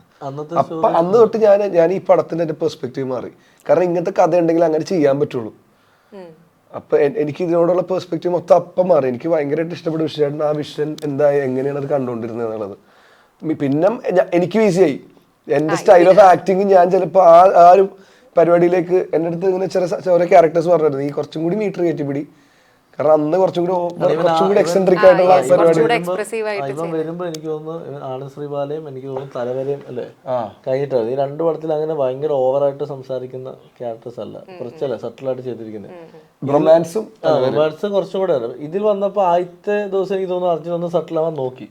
അപ്പോഴാണ് എടാ ഈ വരുത്തപ്പെടാതെ വാലിബ് സംഘം പോലെ അല്ലെങ്കിൽ പഴയ മുകേഷ് ചേട്ടൻ്റെ സിനിമകളിൽ മുകേഷ് ചേട്ടൻ കാണിക്കുന്ന ഒരു സാധനം ഉണ്ടല്ലോ, അങ്ങനെ ബോയിങ്ങിലെ മുകേഷ് ചേട്ടൻ ലാലേട്ടൻ പിടിച്ചോളാൻ പറഞ്ഞു. അങ്ങനെ തന്നെ പിന്നെ ശിവാർത്തികൻ സാറിന്റെ പരിപാടിയും കൂടി പറഞ്ഞു മറ്റേ. അപ്പോഴത്തേ മീറ്റർ മാറി സെറ്റ്. അല്ല ഇപ്പം ഇതിനകത്തൊക്കെ പറയുന്ന സമയത്ത് ഇതിനകത്തൊരു ത്രില്ലർ എലമെന്റ് ഉണ്ടല്ലോ. ഇപ്പം അമ്പലാഷിന്റെ മാളികപ്പുറം ഒഴികെയുള്ള അപ്പം അതിനകത്തും ഒരു ചെറിയ ത്രില്ലിംഗ് എലമെന്റ് ഉണ്ടെങ്കിലും ബാക്കി എല്ലാ സിനിമകളിലും എവിഡൻ്റ്ലി അതിനകത്തൊരു എന്താ പറയുക, നമ്മൾ അന്വേഷിച്ച് പോകുന്ന അങ്ങനത്തെ ഒരു സ്പിരിറ്റ് സാധനമുണ്ട്. എന്താണ് എല്ലാ സിനിമകളിലും ഇതാണോ നമ്മുടെ ഒരു കോർ ഏരിയ എഴുത്തിൻ്റെ ഒരു കുറേ എൻ്റെ കഥകൾ എഴുതി വരുമ്പോൾ ഓട്ടോമാറ്റിക്കലി അങ്ങനെ ഒരു സാധനം വരും. തിയേറ്ററിൽ ഓഡിയൻസിനെ ഹുക്ക് ചെയ്യണമെന്ന് എനിക്ക് ഭയങ്കര ആഗ്രഹമുണ്ട്. എവിടെ വെറുതെ ഇങ്ങനെ പ്ലെയിനായിട്ട് കഥ പറഞ്ഞ് പോവാതെ ഒന്ന് വട്ടം കറക്കണം എന്ന ആഗ്രഹമുണ്ട് എപ്പോഴും. പിന്നെ എപ്പോഴും എൻ്റെ ടുവേർഡ്സ് ക്ലൈമാക്സിലേക്ക് ഞാൻ എന്തെങ്കിലും ഒന്ന് ഒളിപ്പിച്ച് വെക്കും, ഓഡിയൻസിനെ ഒന്നും കൂടെ ഒന്ന് ചാർജ് ആക്കാൻ വേണ്ടി. സുമതിയില് ടുവേർഡ്സ് ക്ലൈമാക്സിലൊക്കെ ഞാൻ 2 പരിപാടികളാണ് വെച്ചിരിക്കുന്നത്. അത് എൻ്റെ അടുത്ത് ഏറ്റവും കൂടുതൽ ഇന്റർവ്യൂവിൽ ചോദിച്ച ചോദ്യം, ചേട്ടാ ഇതിൽ ആരാണ് സുമതി, ട്രെയിലറിൽ മനസ്സിലാവില്ല. ഞാൻ പറഞ്ഞ ഇത് ഒരിക്കലും മറ്റേ വെള്ള സാരി എടുത്തു വരുന്ന യക്ഷിയുടെ കഥയല്ല, ഇതിന്റെ പെർസ്പെക്റ്റീവ് വേറെയാണ്, ഇതിന്റെ ഞാൻ കൺസീവ് ചെയ്തേക്കുന്ന രീതി വേറെയാണ്. ഉറപ്പായിട്ടും അത് തിയേറ്ററിൽ ആളുകൾക്ക് ഇഷ്ടം തോന്നുന്ന ടൈപ്പ് ഓഫ് സ്റ്റോറി ടെല്ലിങ്. അതാ പറഞ്ഞു, ഇവൻ 90s നമ്മൾ കാണുന്നത് ഇന്നും റിപ്പീറ്റ് വാല്യുള്ള സിനിമകളാണ്. നമ്മളിപ്പോൾ മണിച്ചിത്രത്താഴ് വീണ്ടും വീണ്ടും വീണ്ടും വിഷ്വലി രസമുണ്ട്. പക്ഷെ മറ്റേ വിഷ്വൽ കാണിക്കാൻ വേണ്ടി അല്ലാണ്ട് എല്ലാവരും ഫാമിലിക്ക് വന്ന് നല്ല ഈസി ആയിട്ട് വന്ന് കണ്ട് ചില്ല് ചെയ്ത് പോകാൻ പറ്റിയ, അധികം ഓവറായിട്ട് ചിന്തിക്കാണ്ട് കുറെ കോമഡികൾ. ഇതിൽ ഓരോ ക്യാരക്ടേഴ്സും ഡിസൈൻ ചെയ്തത്, ഇപ്പം ബാലുവിന്റെ ക്യാരക്ടർ ഡിസൈൻ ചെയ്തേക്കുന്നത് പഴയ സിനിമകളിലൊക്കെ ജഗദീഷ് ഏട്ടൻ. ഇപ്പൊ ഗോഡ് ഫാദറിൽ മുകേഷ് ഏട്ടന്റെ കൂടെ തന്നെ കട്ടയ്ക്ക് എല്ലാ സാധനങ്ങളും തുടങ്ങി വെച്ച് കൊടുക്കുന്ന ഒരാളുണ്ടല്ലോ എന്ന് പറയുന്ന പോലത്തെ ഒരു ക്യാരക്ടറൈസേഷൻ ചെയ്തിട്ടുണ്ട്. അതേപോലെ തന്നെ ഈ ശിവ റാഫി എന്ന് പറയുന്ന അതുപോലെ പഴയ സിനിമകളിലൊക്കെ എപ്പോഴും കാണാം ഒരു സീരിയസ് ആയിട്ടുള്ള ആൾ, അങ്ങനെ സിദ്ധാർത്ഥ് ഭരതൻ ചേട്ടൻ. പിന്നെ പഴയ നായകൻ്റെ അച്ഛനായിട്ട് എപ്പോഴും അച്ഛന് ഭയങ്കര ഇമ്പോർട്ടൻസ് ഉള്ള, അച്ഛന്മാർക്ക് ഇമ്പോർട്ടൻസ് ഉള്ള സിനിമകൾ വളരെ കുറവാണ് ഇപ്പോൾ. അങ്ങനെ ഇതിൽ അച്ഛൻ എന്ന് പറയുന്നത് ഭയങ്കര ഒരു ഇമ്പോർട്ടൻറ്റ് ക്യാരക്ടർ തന്നെയാണ്. അപ്പോൾ പുള്ളിയായിട്ടുള്ള ഫണ്ടുണ്ട്, ഭയങ്കര രസമുള്ളൊരു ഇമോഷണൽ ചേഞ്ച് ഉണ്ട് ക്യാരക്ടറിൻ്റെ. പിന്നെ 7ഓളം നായികമാർ ഡിഫറെൻറ്റ് ടൈപ്സ് ഓഫ് ക്യാരക്ടേഴ്സ് ഇപ്പോഴത്തെ ചെയ്യുന്നുണ്ട്. അത് പറഞ്ഞ സമയത്ത് ഇപ്പം പൊതുവേ കുറേയായിട്ട് കുറച്ച് ആൾക്കാർ കുറച്ച് എന്താ പറയുക കഥാപാത്രങ്ങളുടെ എണ്ണവും കുറവായിരിക്കും. പിന്നെ അല്ലെങ്കിൽ അതൊരു പെർട്ടിക്കുലർ ഒരു പ്ലേസിൽ നടക്കുന്ന അങ്ങനത്തെ കഥകൾ വരുന്നുണ്ട്. അതിനൊക്കെ ഒരുപാട് ഓഡിയൻസ് ഉണ്ട്. അത് എല്ലാതും വളരെ ഡിഫറെൻ്റ് ആയിട്ടുള്ള സിനിമാനുഭവമൊക്കെ തന്നെയാണ് നൽകുന്നത്. പക്ഷെ ഇതിനകത്ത് പറയുമ്പം ഞാൻ മുന്നേ നിങ്ങൾ പല അഭിമുഖങ്ങളിലും പറഞ്ഞു കേട്ടു, ഒരു 40ഓളം പേര് ആക്ച്വലി പ്രോപ്പർ ക്യാരക്ടേഴ്സ് ആയിട്ട് തന്നെ ഉണ്ട് എന്നുള്ളൊരു സാധനം. അപ്പം നമ്മൾ എഴുതുന്ന സമയത്ത് തന്നെ ഇത്രയും പേരിനെ നമ്മൾ എഴുതി വെക്കുമ്പം അവർക്ക് ഓരോരുത്തർക്കും മാർക്ക് ചെയ്യാൻ പറ്റുന്ന എന്തെങ്കിലും ഒരു എലമെന്റും കൂടി കൊടുക്കണമല്ലോ. അപ്പം ഞാൻ ചോദിക്കുന്നത് ഇത് ഏത് രീതിയിലാണ് എഴുത്തിൽ വന്നതെന്ന് അറിയാനാണ്. നിങ്ങളൊരു സ്റ്റോറി ഇങ്ങനെ വരുമ്പം ക്യാരക്ടേഴ്സ് വരുമായിരുന്നോ, അല്ലെങ്കിൽ അതിന് ശേഷം റീവർക്ക് ചെയ്യുമ്പോൾ ഓരോരുത്തരുടെയും മനസ്സിൽ നിൽക്കുന്ന വിധം ചില പോയിന്റ്സ് ആഡ് ചെയ്ത് പോയിട്ടുണ്ടായിരുന്നോ? എൻ്റെ ഒരു രീതി എന്ന് വെച്ചാൽ ആദ്യം തന്നെ സ്റ്റോറി മൈൻഡിൽ സെറ്റ് ചെയ്ത് കഴിഞ്ഞാൽ ഇതൊരു സ്ക്രീൻ പ്ലേ ഞാൻ എഴുതില്ല, ഞാൻ മൈൻഡിൽ ഫുൾ ഇങ്ങനെ സെറ്റ് ചെയ്യും. ഒരു 55-60 സീൻ സ്ക്രീൻ പ്ലേ. അതിനുശേഷം ഞാൻ എൻ്റെ മനസ്സിലൊരു ഐഡിയ കാണും, ഇതിൻ്റെ മറന്നു ആർട്ടിസ്റ്റ് എന്നിട്ട് ഒരു ഐഡിയ കാണും, ഇന്ന ആർട്ടിസ്റ്റ് നന്നായിരിക്കുന്നത്. എന്നിട്ട് ഇതിൻ്റെ ഡയലോഗ്സ് എഴുതുന്നതിന് മുന്നേ തന്നെ ഇതൊരു ഡീറ്റെയിൽഡ് സീനായിട്ട് തന്നെ ഞാൻ ഡയറക്ടറോട് സംസാരിക്കും, ഇതിങ്ങനെയാണ് എന്ന് പറയും. അപ്പോൾ അവർക്കത് ഓക്കെ ആണെങ്കിൽ ഞാൻ ഇമ്മീഡിയറ്റ്ലി അത് സ്ക്രിപ്റ്റ് ലോക്ക് ചെയ്യും, സ്ക്രീൻ പ്ലേ ലോക്ക് ചെയ്തിട്ട് എന്നിട്ട് ഈ പറയുന്ന പോലെ നോക്കും ഏതെങ്കിലും ക്യാരക്ടേഴ്സിനെ എവിടെയൊക്കെ ക്യാരി ചെയ്യണം. ഇപ്പോൾ ചിലപ്പം ആദ്യത്തെ ഒരു 3 സീനുള്ള ഒരു ആർട്ടിസ്റ്റിനെ ചിലപ്പോൾ പിന്നെ എനിക്ക് വേണ്ടത് 55 സീനിലായിരിക്കും. അപ്പോൾ ഇതെങ്ങനെ ഡിസൈൻ ചെയ്ത് ഇതുമായിട്ട് ഞാൻ ഏതെങ്കിലും ഒരു കഥാപാത്രം എടുത്തിട്ട് അതിനെ കണക്ട് ചെയ്ത് മൊത്തം കൊണ്ടുപോകും. അപ്പോൾ ഞാൻ ഇപ്പോൾ അർജുൻ്റെ കഥാപാത്രമാണ് സുമതി വളയിൽ. അർജുനെ ഫോക്കസ് ചെയ്തുകൊണ്ട് ഞാൻ ആരൊക്കെ എവിടെയൊക്കെ വരണം, ഇതിൽ എന്തൊക്കെ കാണിക്കണം, ഏതൊക്കെ ഡിഫറൻറ്റ് വരണം എന്ന് പറഞ്ഞിട്ട് ഫുൾ ഒരു ക്യാരക്ടർ ലിസ്റ്റ് ഒരു അൽഗോരിതം പോലെ ചെയ്ത് പിന്നെ അതിൽ നിന്നാണ് ഇതിൽ കുറച്ചും കൂടെ ഡിഫിക്കൽട്ടായിരുന്നു. കാരണം ഇതിന് ഞാൻ ആദ്യമായിട്ട് വരെ ഫ്ലോ ചാർട്ടൊക്കെ വരച്ചു കൊടുത്ത സിനിമയത്. 44 പേരുണ്ട്. കാരണം സുമതി വളവ് 2 കുടുംബം, ആ 2 കുടുംബത്തിലൂടെ ഇത്ര ആള്, ആ കുടുംബത്തിൽ ഇവൻ ഇത്ര സുഹൃത്തുക്കള്, അവിടെ അത്ര സുഹൃത്തുക്കള്, ഇതുമായിട്ട് കണക്ഷൻ ഇല്ലാതെ വരുന്ന പോലീസ് ക്യാരക്ടേഴ്സ്. ഞാൻ അവരെ ഫ്ലോ ചാർട്ടൊക്കെ വെച്ചിട്ട് എൻ്റെ അസോസിയേഷൻ ഒക്കെ കാണി. അപ്പം ചേട്ടാ ഞാൻ ഇത്രയും ബുദ്ധിമുട്ട് ഒരു പടത്തിനും ഉണ്ടായിട്ടില്ല. കാരണം ഏതെങ്കിലും കഥാപാത്രത്തെ വെറുതെ കൊണ്ട് വെക്കാൻ പറ്റില്ലല്ലോ. കാരണം വരുന്ന ഒരു കഥാപാത്രം എന്തെങ്കിലും ചെയ്യാൻ വേണ്ടേ. എനിക്ക് കിട്ടിയ ഫീൽ എന്തായിരുന്നു അറിയോ, പണ്ട് ഞാൻ പട്ടാഭിഷേകത്തിന്റെ ലൊക്കേഷനൊക്കെ പോകുമ്പോ, പിന്നെ പുലിവാൽ കല്യാണം അവിടെ പോകുമ്പോ അന്ന് ഫോണും പരിപാടിയൊന്നും അധികം ഇല്ലാത്തതുകൊണ്ട് എല്ലാവരും ഒരുമിച്ചുണ്ടാവും. പിന്നെ അത്ര ആർട്ടിസ്റ്റുകളും ഉണ്ടല്ലോ, കുറെ കഥകൾ പറയും, ഒരു തമാശകൾ. അപ്പൊ അതൊരു വൈബ് എനിക്ക്. പിന്നീട് ഈ പടത്തിന്റെ ലൊക്കേഷൻ പോയപ്പോ 44 പേര്, ഒരു കല്യാണ സീക്വൻസ് ഉണ്ടെങ്കിൽ എല്ലാവരും ലൊക്കേഷനിലുണ്ടാവും. ഓരോ ഏരിയയിലും മറ്റേ ഈ യൂനോ കളി, ഈ യൂനോ കളിച്ചിട്ട് ഇടയ്ക്കുന്ന സമയത്ത് ആൾക്കാരെ പേടിപ്പിക്കാൻ പോകും. അപ്പൊ ഭയങ്കര മൊത്തത്തിലൊരു ഉത്സവ സെറ്റപ്പ് പോലെ ആയിരുന്നു. ഒരു ഉത്സവമൊക്കെ നമ്മളൊരു 7 ദിവസമൊക്കെ ഷൂട്ട് ചെയ്തു. പിന്നെ അത് കഴിഞ്ഞ് ഒരു 80 ദിവസം കഴിഞ്ഞപ്പോൾ എല്ലാവരും പോയി. പിന്നെ ഞാനും ശ്രാവണും ബോബിച്ചൻ മാത്രമേ ഉള്ളൂ. അപ്പൊ ഞങ്ങൾ നോക്കുമ്പോ ഈ 45 പേരും പോയി. ഷോ അടിക്കൂല. പക്ഷെ ബോബി കുര്യൻ എന്നൊരാള് മാത്രം മതി നമ്മളെ. എന്റെ പൊന്നു അടിപൊളിയായിരുന്നു. പിന്നെ അന്ന് 80 ദിവസത്തെക്കാളും പൊളിയായിരുന്നു ബോബിച്ചൻ കൂടെ മാത്രം ഇരുന്നിട്ട്. അപ്പൊ മറ്റവർക്കാണ് ശരിക്കും മിസ്സായതില്ലേ? സത്യം സത്യം പറഞ്ഞ കൊതിപ്പിക്കണ്ടാവല്ലോ. ഇല്ല, അത് അടികാലക്കം മെമ്പറാണ് ബോബി കുര്യൻ. ബോബിച്ചന്റെ കൂടെ വർക്ക് ചെയ്യാൻ പറ്റിയതും ഒരു നല്ലൊരു സുഹൃത്താകണതും ഒരു ബ്രദറിനെ പോലെ നിൽക്കാൻ പറ്റുന്നതൊക്കെ വൻ പൊളിയായിട്ട്. പുള്ളി എല്ലാം തുറന്നു പറയാം, അത് ഏറ്റവും പൊളി. എല്ലാത്തിനും സൊല്യൂഷനും ഉണ്ട്. സൊല്യൂഷൻ മാത്രല്ല, മറ്റേ ഭയങ്കര ട്രാൻസ്പെറന്റ് ആണ്. ഒന്ന് വിളിച്ചു വെച്ചിട്ട് മറ്റേ ചിരിച്ചു കാണിച്ചിട്ടുള്ള പരിപാടി ഒന്നുമില്ല. എന്തും ഫേസ് ചെയ്യാനുള്ള ധൈര്യം പുള്ളിയുണ്ട്. അതായത് അത് പോകാൻ പറ, നമുക്ക് നോക്കാന്നേ ആ സാധനം പുള്ളിക്ക്. അതായത് പഴയ അച്ചായൻ. ഇപ്പൊ ഈ സുമതി വളവ് പോലെ നമ്മള് ചെറുപ്പത്തില് നമ്മളെയൊക്കെ പേടിപ്പിക്കാൻ വേണ്ടിയിട്ട് പറയുന്ന ചില സ്റ്റോറീസ് ഉണ്ടല്ലോ, എസ്പെഷ്യലി ഗ്രാൻഡ് മാ കൈൻഡ് ഓഫ് ആൾക്കാർ, അല്ലെങ്കിൽ നമ്മുടെ ഗ്രാൻഡ് പാരൻസ് ആരെങ്കിലൊക്കെ പറയുന്നത്. അങ്ങനെയൊക്കെ ഞാൻ എൻ്റെ അമ്മ വീട്ടിൽ പോകുമ്പോൾ സ്ഥിരം കേട്ടിട്ടുള്ള കഥകളുണ്ട്. മെയിനായിട്ട് അത് പറയാം 6 മണിക്ക് മുമ്പൊക്കെ കയറാൻ വേണ്ടിയിട്ടൊരു ലൈനാണ്. അപ്പം നിങ്ങളുടെ രണ്ടുപേരുടെയും ചെറുപ്പത്തിൽ കേട്ടിട്ടുള്ള വളരെ ഇപ്പോഴും ഭയങ്കരമായിട്ട് ഓർത്ത് വെക്കുന്ന വല്ല ഹൊറർ സ്റ്റോറി ഉണ്ടോ? നാട്ടിൽ വളരെ പാട്ടായിട്ടുള്ള ഒരു ഹൊറർ സ്റ്റോറി ഉണ്ടാവില്ല? എന്താണ് വലിയ കാര്യത്തില് മുപ്പരിക്ക് ഒരു കഥയൊക്കെ തുടങ്ങി. അഭിലാഷയുടെ പകുതി കഥയെന്ന് നമുക്ക് എല്ലാവർക്കും അറിയുന്നുണ്ട്. ഞങ്ങള് കേൾക്കാൻ എന്താ പറഞ്ഞ വെച്ചാൽ കേൾക്കാന്ന് വെച്ചിട്ട് പേര് തന്നെ പോയി. ഞങ്ങളുടെ വീടിന്റെ അടുത്തൊരു ചേട്ടനുണ്ടായി, കിട്ടുണ്ണി. പോളോടെ നിന്ന് കിട്ടുണ്ണി. സത്യമായിട്ടുള്ള കാര്യമാണ്, നമുക്കതാ ഫീൽ ചെയ്തത്. പക്ഷെ അവിടെ സത്യമായിട്ടുള്ള കാര്യമാണ്. തമാശയായിട്ട് പറഞ്ഞെങ്കിലും അത് ഇന്നും ഉള്ള സ്ഥലമാണ്. അതായത് പത്തനംതിട്ടയിലെ കോന്നി എന്നുള്ള സ്ഥലത്ത് ഉള്ള പ്ലേസ് ആണ് കിട്ടുണ്ണി വെള്ളം വെച്ചാൽ. അതായത് പേര് പോയി. ഇതിപ്പോ നമ്മൾ തമാശ ഇടുന്നില്ലേ, രാത്രി അവിടെ പോയി പേടിച്ച് ഒരുപാട് പേരുണ്ട്. എനിക്ക് വേണ്ട എന്റെ ചെറുപ്പത്തിൽ പുള്ളി മണ്ണെണ്ണ എടുത്ത് ബാത്റൂമിൽ പോയി പായ വിരിച്ച് കത്തിച്ച് മരിച്ചെന്നാണ് അഭിലാഷേട്ടൻ പറയണത്. അങ്ങനല്ല, പുള്ളി മരിച്ചത് വൈഫായിട്ട് അവരുടെ കുടുംബക്കാരൊക്കെ ജീവിച്ചിട്ടുണ്ടെങ്കിൽ എന്നാലും പറയാം. പുള്ളി സൂസൈഡ് ചെയ്തത് വീടിന്റെ പുറത്തായിരുന്നു. പണ്ട് അവിടെ ഒരു ഇങ്ങനെ ടാർപ്പൊക്കെ കെട്ടിയ ഒരു ബാത്റൂമാണ്. അപ്പൊ അതിനുള്ളിൽ മെത്തയോ പുതപ്പൊക്കെ കൊണ്ട് ഇട്ടിട്ട് മണ്ണെണ്ണ ഫുൾ ഒഴിച്ചിട്ട് തീ കത്തിച്ച് കത്താനായിട്ട്. എന്നിട്ട് പുള്ളി ഇത് കത്തി തുടങ്ങിയപ്പോഴത്തേക്ക് ഫുൾ കത്തിക്കൊണ്ട് ഇറങ്ങി ചാടി വന്ന് ഒരു റോഡിൻ്റെ ഒരു സൈഡിലൊരു കുഴി പോലെ സ്ഥലം, അതിനകത്ത് വീണാണ് മരിക്കുന്നത്. അവിടെ അടുത്ത് ഹോസ്പിറ്റലിൽ കൊണ്ട് പുള്ളി മരിച്ചതാണ്. അപ്പം അതിന് ശേഷം ഒരു 6 മണി കഴിഞ്ഞ് പോകുമ്പോൾ നമ്മളെയൊക്കെ പേടിപ്പിക്കുന്നത് എന്താ വെച്ചാൽ, എടാ അത് പോകല്ലേ അവിടെ ഒരു കിട്ടുണ്ണിയാണെന്ന് പറയും. ഇത് പതുക്കെ പറഞ്ഞ് അപ്പോഴത്തേക്ക് അറിയാലോ പണ്ട് എങ്ങനെയാണെന്നുള്ളത്. അപ്പോഴത്തേക്ക് ഓരോരുത്തർക്ക് അനുഭവങ്ങൾ വന്നു തുടങ്ങി. ഇന്നലെ രാത്രി വന്നപ്പോ ഉണ്ടല്ലോ ഇതിനകത്തൊരു സീനുണ്ട്. ഇവനിങ്ങനെ പറയുന്നത്, ഞാനിങ്ങനെ നടന്ന് ചെല്ലുമ്പോൾ ദാന്ന് മുന്നിൽ നിൽക്കുന്ന സുമതി എന്ന് പറയുന്ന സാധനങ്ങളൊക്കെ അന്ന് നമ്മൾ കേട്ടിട്ടുണ്ട്. പിന്നെ അവിടെ ക്രിക്കറ്റ് കളിക്കും. ബോൾ അവിടെ പോയാൽ എടുക്കാൻ പോകാൻ വേണ്ടി അപ്പൊ നമ്മൾ അത് എടുത്തോണ്ട് വരുന്നതിന് അടുത്ത ബാറ്റ് ചെയ്തോളാൻ പറയും. പക്ഷെ എന്നാലും ആരും പോകില്ല, ഒരു പേടിയായിരിക്കും.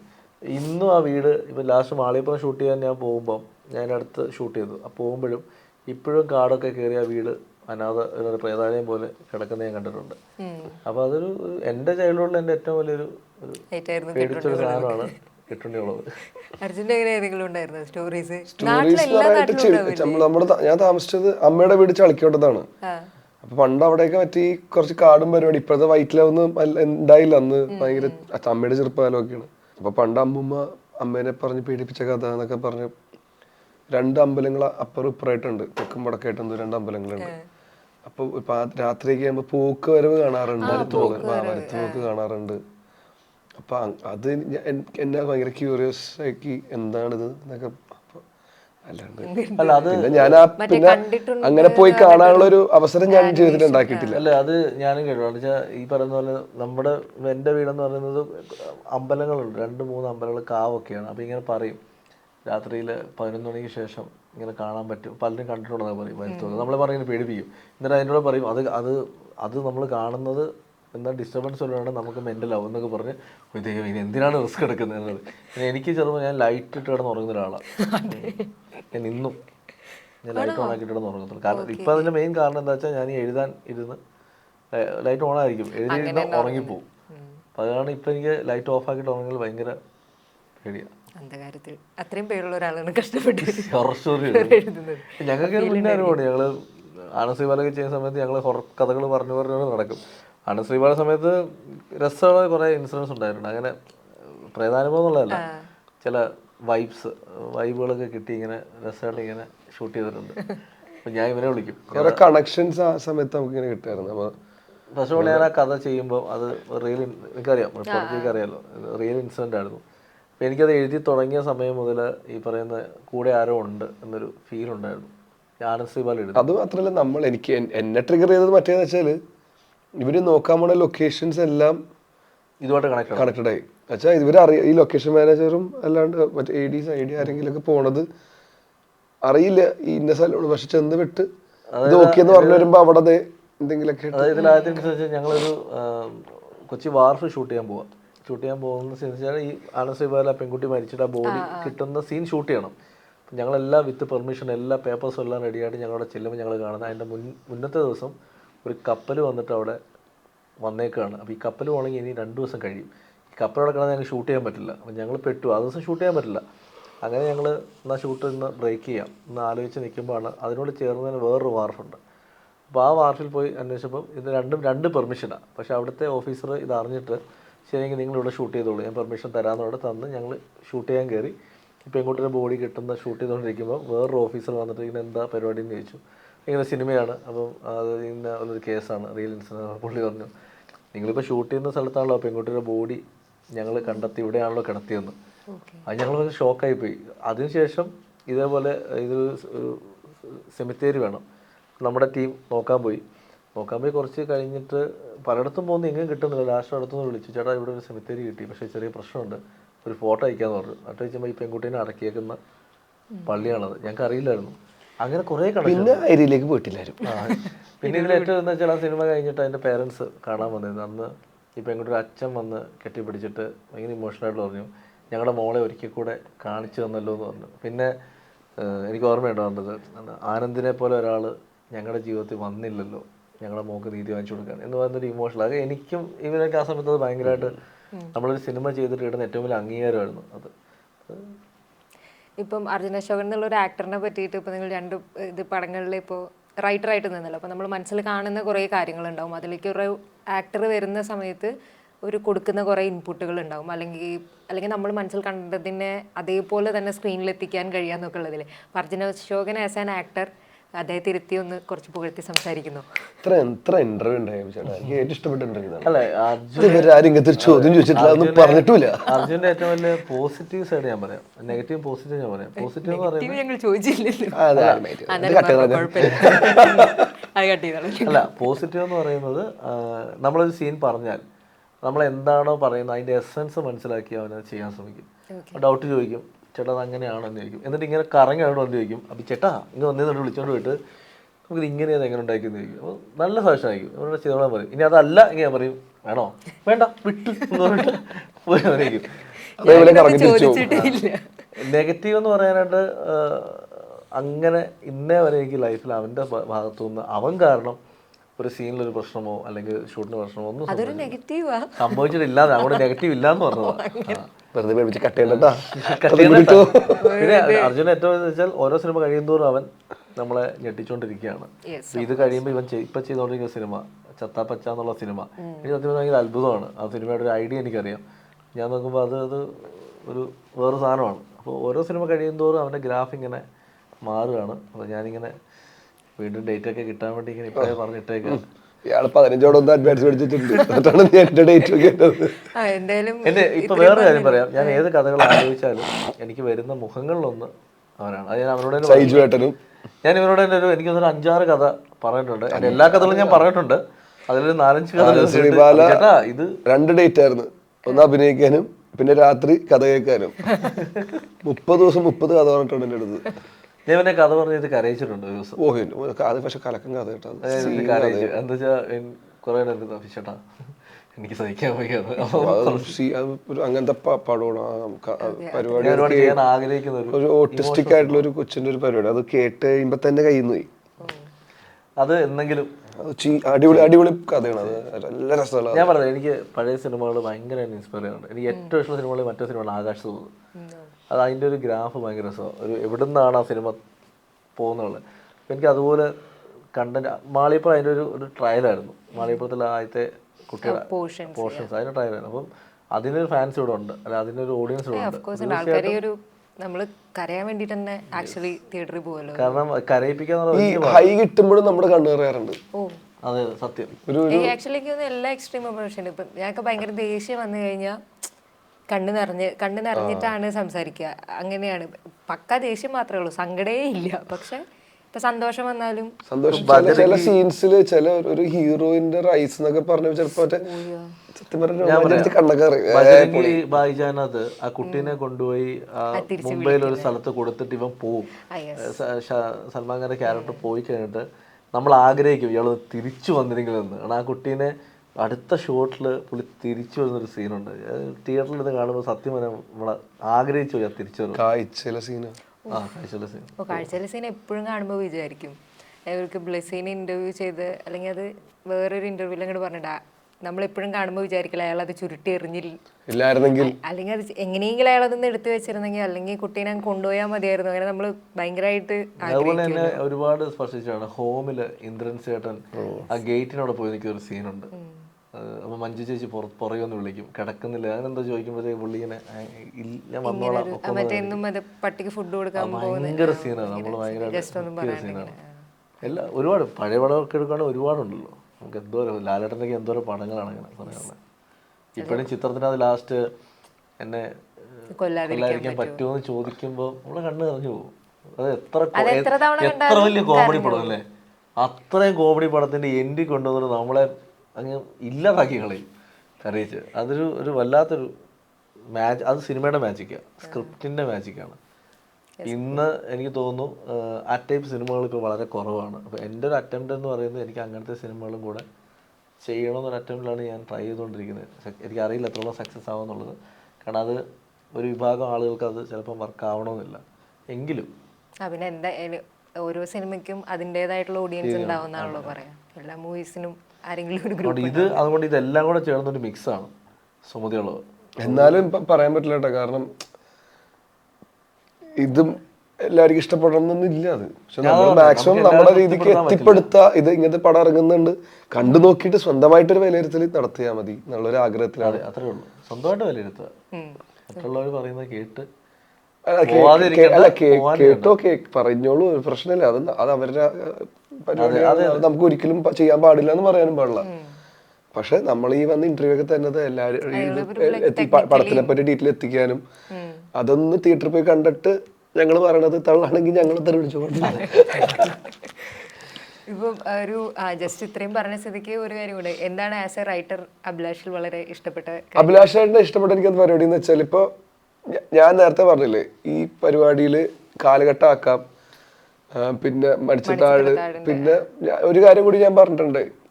നമ്മൾ കാണുമ്പോൾ വിഷ്വലി സിനിമ സാധാരണ പ്രേതം വന്ന് പേടിപ്പിക്കണ അല്ലാത്തൊരു ടൈപ്പ് ഓഫ് പരിപാടി, ജംപ് സ്കെയർ അല്ലാത്ത വേറൊരു പരിപാടി പടത്തിൽ ഉള്ളതുകൊണ്ട് പറയാത്തത്. ഇപ്പൊ ഇത്ര ഇങ്ങനെ പറഞ്ഞ ശേഷം പോലെ പോവും, വന്നു കഴിയുമ്പോ അതിന്റെ വേറെ പരിപാടിയാക്കി നമുക്ക് പറഞ്ഞു തരുമ്പോ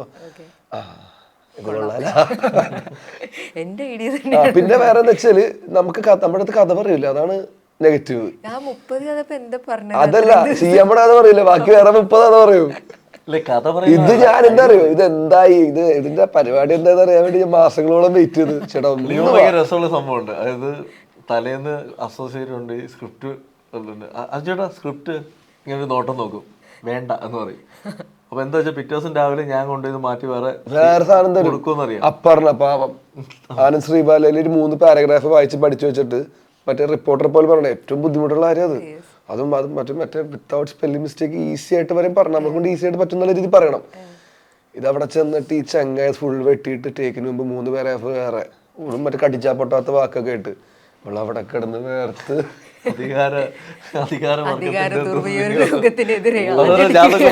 അവരുടെ നോക്കുക അയാളെവിടെ പാലത്തിൽ ചാടിയില്ലെന്നൊരു ആലോചിച്ചിട്ടുണ്ടാവും.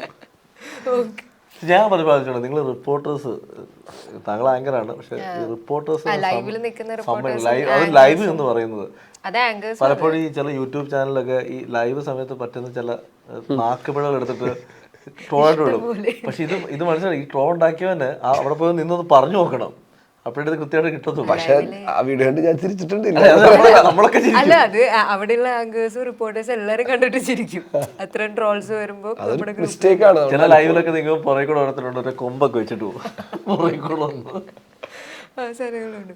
പിന്നെ നിങ്ങൾ മറ്റേ ഇപ്പൊ സുമതി വളവിന്റെ വിശേഷങ്ങൾ നമ്മൾ അറിഞ്ഞു. ആക്ച്വലി ദുബായ് പ്രീമിയർ ഭയങ്കര രസമുള്ള, എനിക്കെന്താ അറിയാം, എനിക്ക് ഈ പനിയും ഈ ടയർഡ് ഉള്ളതുകൊണ്ട് എനിക്ക് ഫസ്റ്റ് ഹാഫ് ഇരിക്കാൻ പറ്റുള്ളൂ. ഇരിക്കാൻ പോലും പറ്റണ്ടായില്ല. സെക്കൻഡ് ഹാഫ് കഴിഞ്ഞ് പരിപാടി കഴിഞ്ഞ് ഇങ്ങനെ ആൾക്കാർ ഇങ്ങനെ വിളിച്ചത്, പക്ഷെ എനിക്കത് മിസ്സായല്ലോ എന്നുള്ള ഭയങ്കര റിഗ്രഷൻ ഇപ്പൊ മനസ്സിൽ ഫീൽ ചെയ്ത്. പിന്നെ രണ്ടാമത്തെ കാര്യം എന്താ വെച്ചാല്, എനിക്ക് നമ്മുടെ നാട്ടിൽ നിന്ന് കണ്ടാൽ കൊള്ളാന്ന് ഭയങ്കര ആഗ്രഹം ഉണ്ടായി. ഞങ്ങൾ അറിഞ്ഞില്ല ഇവിടെ പ്രീമിയർ ഉണ്ടായിരുന്നുള്ളത്. ഫസ്റ്റ് ഹാഫ് ആണ്, സെക്കൻഡ് ഹാഫ് അത് പൂർത്തീകരണം നമുക്ക് നമ്മുടെ നാട്ടിൽ പിടിക്കാന്നുള്ള രീതിയിൽ അതും കൂടി ഉണ്ടായിരുന്നു. പക്ഷെ എല്ലാരും അല്ല, ശ്രാവണൊക്കെ ഇരുന്ന്, മാളവി എല്ലാവരും ഇരുന്നു, ഞാനും ബാലിച്ചേട്ടനും ഇറങ്ങിയത്. പക്ഷെ റെസ്പോൺസ് കേട്ടപ്പോ അത് ഭയങ്കര വലിയ മിസ്സിംഗ് ആയി പോയി. ഇവിടെ സെറ്റ് ആയിട്ട് കാണാമല്ലോ. അതെ അതെ, നാളെ നമ്മളെല്ലാരും കൂടെ കാണും, പല പല തിയേറ്ററുകളിൽ പോയി ആഘോഷമായിട്ട് കാണുക. നമ്മുടെ ഏറ്റവും വലിയ സന്തോഷം അതാ, ഈ സിനിമ ചെയ്യുന്നതെല്ലാം കഴിഞ്ഞിട്ട് ഇത് തിയേറ്ററിൽ ഓഡിയൻസ് അംഗീകരിച്ച് മൊമെന്റ് ഭയങ്കര അതൊരു വല്ലാത്ത മൊമെന്റ്. ഏറ്റവും സങ്കടം തന്നെയാണ് ആരും തിയേറ്ററിൽ കയറാതിരിക്കുമ്പോ, OTT-ൽ ഇറങ്ങിയിട്ട് നല്ല പടം എന്ന് പറയുമ്പോ ചെറിയ സങ്കടം. ഞങ്ങൾ അങ്ങനെ അല്ല, നമുക്ക് അവരെ കുറ്റപ്പെടുത്താനും പറ്റില്ല, അവർക്കും ഇപ്പൊ മറ്റേ സിനിമ പരിപാടികൾ ഉണ്ടാവുമല്ലോ. പ്യൂർലി ഓരോ സിനിമയ്ക്കും ഒരു ജാതകമുണ്ട്, അതങ്ങനെ നടക്കത്തുള്ളൂ.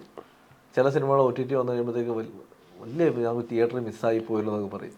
അതിനൊന്നും ഒരു കാര്യമില്ല, തിയേറ്ററിൽ മിസ്സായത് കഴിഞ്ഞു. ഇപ്പൊ ഡിയർ ഫ്രണ്ട് പടമൊക്കെ അത് ഇങ്ങനെ ഇറങ്ങിയ സമയത്ത് അവിടെ പോയിട്ട് പിന്നീട് OTT-ൽ അത് ഭയങ്കര ഏറ്റവും എനിക്ക് പേഴ്സണൽ റിഗ്രറ്റ് ആയ ഒരു പടമാണ്, ഞാനത് തിയേറ്ററിൽ കാണാതെ പോയ പടമാണ് ഗപ്പി. അതിന് എനിക്ക് ഓർമ്മയുണ്ട്, എൻ്റെ ഒരു സുഹൃത്ത് ഞാൻ ആ പടം കാണാൻ പോവാൻ നിൽക്കുമ്പോൾ അവൻ പറഞ്ഞു, എടാ അത് പിന്നെ കാണാം അത്. അപ്പം ഞാൻ എന്നാൽ പിന്നെ കാണാം, അതായത് ആ സമയത്ത് പിന്നെ കാണാൻ തന്നെ വിട്ടു. പിന്നീട് തിയേറ്ററിൽ നിന്ന് എൻ്റെ OTT കണ്ടു കഴിയുമ്പോഴത്തേക്ക് വല്ലാത്തൊരു വിഷമം തോന്നി. കാരണം വെച്ചാൽ ഈ പടമാണോ ദൈവം തിയേറ്ററിൽ നിന്ന് കാണാതെ പോയെന്നുള്ളത്. എനിക്ക് സത്യം പറഞ്ഞാൽ ടോവിയുടെ വൺ ഓഫ് ദ ഏറ്റവും ഇഷ്ടപ്പെട്ട സിനിമ ഗപ്പിയാണ്. നിങ്ങൾ രണ്ടുപേരുടെ ഇനി വരാനിരിക്കുന്ന പ്രോജക്ട് ഇത് ചത്താപ്പച്ച, അതിന്റെ ലുക്കാണല്ലോ, നൈസ് ലുക്ക് ആയിട്ടുണ്ട്, നല്ല ഭംഗിയുണ്ട്.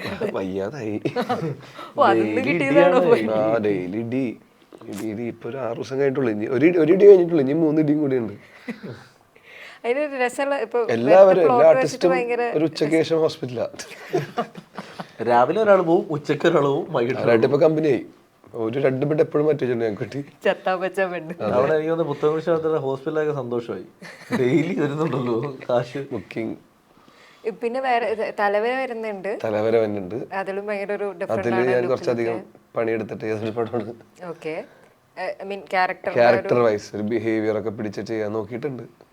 ഇത് കാണുമ്പോൾ ആൾക്കാർ എന്താ പറയുക. പിന്നെ ചത്താപ്പച്ചയാണ് ഇപ്പൊ ഷൂട്ട് നടക്കുന്നത്. വേറെ ഏതെങ്കിലും പ്രോജക്ട്സ് ഒക്കെ ഇത് രണ്ടിലേക്കും ചത്താപ്പച്ചക്ക് എനിക്ക് വയ്യാന്ന് വേറെ പറ്റി ആലോചിക്കാൻ. ഓക്കെ, ഇവിടെ എന്തൊക്കെയാണ് ഞാൻ തുടങ്ങാൻ പോകുന്നത് മോഹൻ എന്തൊക്കെ ഞാൻ പറയലെങ്കിലല്ല എം മോഹനേട്ടൻ ചോറ്റാനിക്കര ലക്ഷ്മിക്കുട്ടി എന്ന് ഞങ്ങൾ അനൗൺസ് ചെയ്തു, ഗൂഗിളും പ്രൊഡ്യൂസ് ചെയ്യുന്ന പടം. പിന്നെ ഞാൻ ഒരു പടം പ്രൊഡ്യൂസ് ചെയ്യുന്നുണ്ട്, പാബ്ലോ പാർട്ടി എന്ന് പറഞ്ഞിട്ട്. അത് ഇപ്പൊ ഇമ്മീഡിയറ്റ് തുടങ്ങുക, അതൊക്കെ ഉള്ളു. തമിഴ് വിശാൽ സാർ പടം. പിന്നെ മറ്റേത്, പിന്നെ പപ്പേട്ടന്റെ പടവും സ്റ്റാർട്ട് ചെയ്യണം. പിന്നെ മറ്റേത് വിജയ് സി. അതൊക്കെ ആവുന്നേ ഉള്ളൂ. എന്ത് ഞാൻ പറഞ്ഞ നൈറ്റ് ഡ്രൈവിന്റെ തെലുങ്ക് സ്റ്റാർട്ട് ചെയ്യാറുള്ളൂ. നൈറ്റ് ഡ്രൈവ് തെലുങ്ക് ചെയ്യുന്നു, സ്റ്റാർട്ട് ചെയ്യുന്നുണ്ട്. ഇതൊക്കെ ഉള്ളൂ. നമ്മൾ പ്രത്യേക എപ്പിസോഡ് അത് ഞാൻ പറഞ്ഞത് വേറെ എപ്പിസോഡ് അടിച്ചത്. എന്റെ ഏറ്റവും വലിയ ആഗ്രഹം ഞാൻ ഈ വർഷം സാധിക്കണോണ്ടിരിക്കുകയാണ് ഡയറക്ഷൻ. കാരണം ഇതൊക്കെ ഒന്ന് എഴുത്തുന്നൊന്ന് മാറി അതൊക്കെ തീർത്തിട്ട് വേണം. ഇതൊക്കെ കഴിഞ്ഞിട്ട് ഇനി ഡയറക്ഷൻ ഈ വർഷം തന്നെ ആലോചിക്കുന്നുണ്ട്. ഈ വർഷം ലാസ്റ്റിലേക്ക് ചെയ്യണം. ചെയ്തോട്ടെ, വളരെ നല്ല കാര്യം.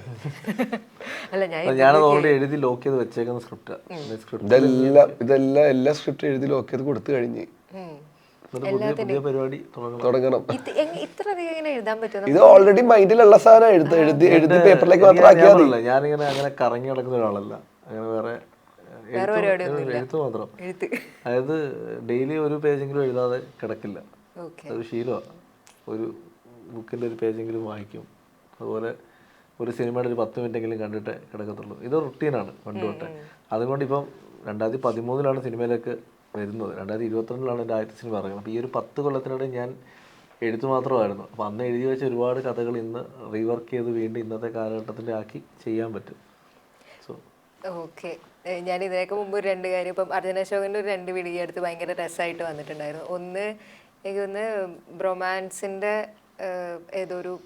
നിങ്ങളുടെ ഏതൊരു ഫംഗ്ഷൻ്റെ ഇടയിൽ കലാഭവൻമണിൻ്റെ സോങ് വന്ന സമയത്ത് ഭയങ്കര രസമായിട്ട് വൈബ് ചെയ്യുന്നുണ്ടായിരുന്നു. അപ്പം ആക്ച്വലി ചില നമ്മളെ ആക്ടേഴ്സ് ആണല്ലോ, അപ്പോൾ നിങ്ങൾക്ക് അറിയാലോ ഈ നിങ്ങളുടെ എല്ലാ മൊമെൻറ്റും ഒപ്പിയെടുക്കാൻ അവിടെ കുറേ ക്യാമറ ഉണ്ടായിരുന്നു. പക്ഷെ ആ സമയത്ത് നിങ്ങൾ അതൊന്നും ഫീൽ ചെയ്യുന്നുണ്ട് തോന്നി. പക്ഷെ ചില സമയത്ത് നമ്മളൊരു പൊതുവേദിയിലൊക്കെ ഇരിക്കുമ്പോൾ ഇച്ചിരി റിസർവ്ഡ് ആയിട്ടിരിക്കുമല്ലോ, കാരണം ഫുൾ ടൈം ക്യാമറ എന്നുള്ളൊരു സാധനം നിൽക്കുമ്പോൾ. പക്ഷെ ഈ പാട്ട് വന്ന മൊമെന്റിൽ ഒക്കെ വിട്ടിട്ട് അച്ഛൻ്റെ ക്വാളിറ്റി അതാ. ഞങ്ങൾ ഷൂട്ട് ചെയ്തുകൊണ്ടിരിക്കും. ആനന്ദ് ശ്രീപാല ഷൂട്ട് ചെയ്യുമ്പോൾ ഞങ്ങൾ ഷൂട്ട് ചെയ്യുന്ന കോളേജിലെ ആർട്സ് ഡേ ആണ് അല്ലേ. അപ്പോൾ അവർ വെറുതെ വന്നിട്ട് ചേട്ടാ ഞങ്ങൾ ആർട്സ് ഡേ എന്നൊക്കെ പറഞ്ഞു. അപ്പം എന്നാൽ ഞങ്ങൾ നോക്കിയിട്ട് വരാമെന്നൊക്കെ പറഞ്ഞ് പോയിട്ട് 1.5 മണിക്കൂറോടെ പിള്ളേരെ തുള്ളിച്ചത് ഞങ്ങൾ. അന്ന് അവിടെ അത് ഏറ്റവും വലിയ വെച്ചാൽ അവൻ അവരുടെ വൈബിലേക്ക് അങ്ങ് മാറും. അച്ഛനെ കണ്ട ഏറ്റവും വലിയൊരു പോസിറ്റീവ് എന്ന് വെച്ചാൽ അവൻ എവിടെ നിൽക്കുന്നു ആ വൈബായിട്ട് മാറും. പിന്നെ എന്താ പറയുക, കുറെയൊക്കെ ശ്രമിക്കും നമ്മൾ വിളിച്ചു വെക്കാൻ. പിന്നെ ഒരു പോയിന്റ് ചെയ്യുമ്പോൾ തന്നെ മടുക്ക് നമ്മൾ വേറെ ആളെ നിൽക്കാൻ കുറേ ലിമിറ്റ് വരെയൊക്കെ പറ്റുള്ളൂ. പിന്നെ എന്തിനാണ് ശ്വാസം പിടിച്ചൊക്കെ വെക്കണത്? എന്റെ കൊണ്ട് പറ്റാത്തതുകൊണ്ടാണ്. വേറെ ചെയ്യണം ചെയ്യാതിരിക്കണം എന്നല്ല ഞാൻ പറഞ്ഞു. പക്ഷെ എവിടെയെങ്കിലും ഒരു പോയിന്റിൽ അല്ലെങ്കിൽ ഏതെങ്കിലും ഒരു നിമിഷത്തിൽ നമ്മൾ അറിയാണ്ട് തെറ്റ് മാറിപ്പോവും. അപ്പൊ ആൾക്കാര് വെറുതെ ചീത്ത പറയണതിനാണ്. നമ്മളെ പോലത്തെ ചെയ്തൊക്കെ പോയി കഴിഞ്ഞാൽ ഓക്കെയാണ്. പിന്നെ ഇതുപോലെ ഇപ്പൊ കേരള ക്രൈം ഫയൽസിന്റെ മറ്റേ സക്സസ് മീറ്റ് നടന്നല്ലോ. അപ്പൊ അതിനകത്തുള്ള ആ ഒരു മൊമെന്റ് ഭയങ്കര രസമായിരുന്നു. നമ്മള് അർജുന അശോകൻ സാറിനെ വിളിക്കുന്നു. അപ്പം ഹരിശ്രീ അശോകൻ അദ്ദേഹത്തെ വിളിക്കുന്നു. അപ്പം ഗിഫ്റ്റ് കൊടുക്കാൻ വേണ്ടിയിട്ട് അപ്പം പെട്ടെന്ന് അർജുന്റെ നിർദ്ദേശമായിരുന്നില്ലേ ഇന്ദ്രൻ ആക്ച്വലി എനിക്ക് അപ്പം കുറച്ച് ദിവസം 2 ദിവസമായി വിളിച്ചിട്ട്. അപ്പൊ ഞാനിങ്ങനെ ഞാനത് കൊടുക്കണത് എങ്ങനെ, എനിക്ക് അച്ഛന് ഞാനിങ്ങനെ ഒരു മൊമെന്റ് കൊടുക്കണമെന്നൊക്കെ എന്റെ മനസ്സിൽ ഇങ്ങനെ പറഞ്ഞോണ്ടിരിക്കണേ. അപ്പൊ പോണ സമയത്ത് ആലോചിച്ചാൽ ഒന്നല്ലെങ്കിൽ അവിടെ ഇന്ദ്രൻ ചേട്ടൻ ഉണ്ടാവും. അപ്പൊ നമുക്ക് എന്തായാലും 2 പേരെ വെച്ചാണല്ലോ ആ പരിപാടിയും സംസാരിച്ചേക്കണേ.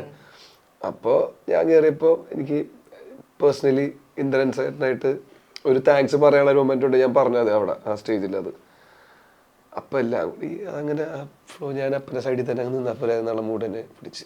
അല്ല ഭയങ്കര സ്വീറ്റ് ആയിരുന്നു. നമ്മള് ഇതുവരെ എന്താ പറയുക, ഞാൻ വീട്ടിലെത്തിയപ്പോ ഞാൻ ചെയ്തത് ശരിയാണെന്ന് എനിക്ക് മനസ്സിലായത് എപ്പോഴാന്ന് വെച്ചാല്, വീട്ടിൽ തിരിച്ചെത്തിയപ്പോ അമ്മയുടെ അടുത്ത് അച്ഛൻ ചോദിച്ചെന്ന് പോണതിന് മുമ്പ്, അവൻ എനിക്ക് മൊമെന്റ് തരുമോ, ഒറ്റ ചോദ്യം ചോദിച്ചായിരുന്നു.